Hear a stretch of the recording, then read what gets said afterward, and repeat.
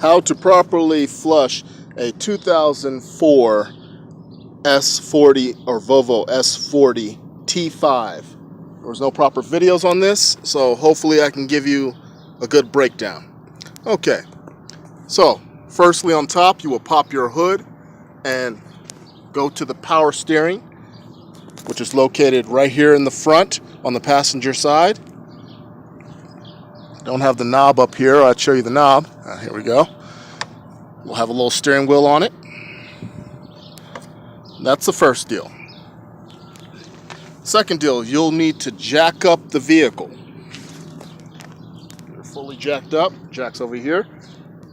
Third, you will need to remove the skid plate underneath. It should be 6 to 7 screws. Third, you'll need to remove the passenger side tire.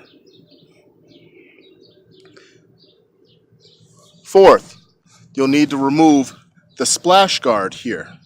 The splash guard is held in by one 10 millimeter, and not sure the Allen size, but several Allens along the outskirts here. I hope that is fully visible. Then afterwards, after you remove these Allens, take the splash guard and carefully tuck it behind the wheel. That's all. Now, everything's already set up because I've already completed the flush. You will need a second body recommended. You can do it yourself, but you want to make sure to keep any of this fluid from touching your serpentine belt. Now, you'll go ahead and get a hose that can approximately match up to the reservoir here. This is the low pressure side, and this is the high pressure side. Or this is the feed in side, this is the side that comes out. You'll take a clear or dark line, or actually you can even block it off if you want, for the side that allows the fluid to come back and fill the reservoir. You mainly just want to block that off. Why? Because once you take this line off, all the fluid's going to come out of the reservoir and drain out. When you take this line off, you're going to drain the old fluid out. It's going to fall down. Plug this in some manner of way. I'm just using a hose because I'm monitoring with it. Plug it. Now, the hose that came off, you're going to hold it with your hand. You can hold it with your hand, or you can use some kind of pipe or anything. Just make sure it drains straight down into the into the bucket here. Now, if you do this with someone, you can monitor fluid levels better. If you do it alone, when you start the car up, you don't need to turn the steering wheel at first. It'll pump automatically. But you are going to need to turn the steering wheel left and right to get a thorough flushing through the rack and pinion system. So, first, basically, you'll go ahead and plug this, top this off with the fluid of your choice. Is it Penta? I forget what it's called. It's a German type fluid for antifreeze, or you can use ATF for these vehicles. They can also use that. I'm using ATF. The fluid I'll be using is Castrol ATF Transmax. Now, go ahead and you'll have say you're by yourself. Have this fixed in a manner where it goes straight down. You'll start the vehicle. Start it for approximately, I'd say, literally 5 seconds. Come back out. Check the reservoir. Top off the reservoir. Go ahead and do it again. Repeat the same process. Now, if you're by yourself, it's really hard to tell because you can't see the fluid color coming out and changing immediately.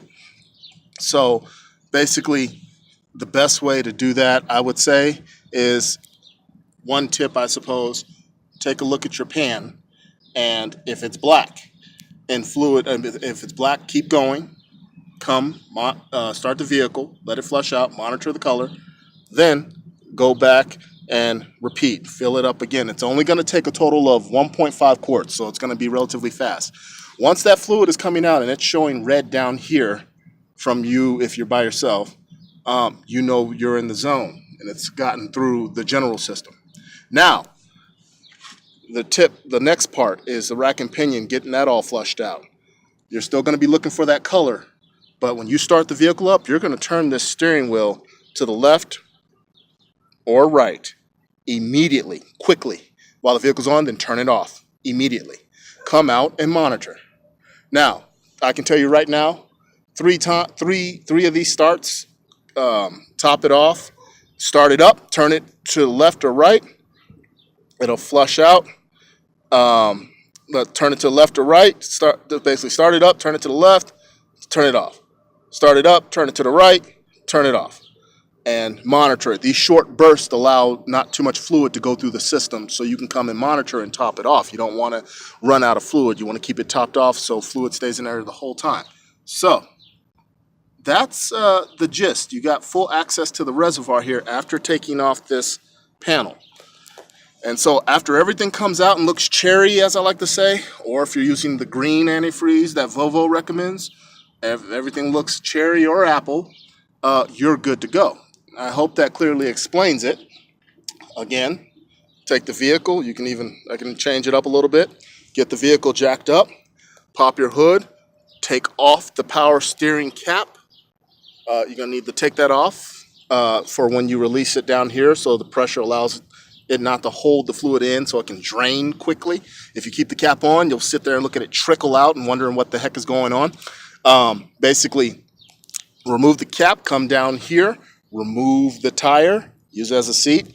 Now the splash guard, take the 10 millimeter off, go ahead and take your Allens here, and then proceed to take the splash guard and tuck it behind the tire there. Afterwards, you have full access to the pump. Take some needle nose pliers and take off the top hose, low pressure with the return hose. Take that off, and you can tuck it in behind the bar here. You can tuck it in. Where we got it? Jesus, can't see. Yeah, I have it tucked in behind the return hose. You don't have to tuck it in. It's just to keep it held in one spot.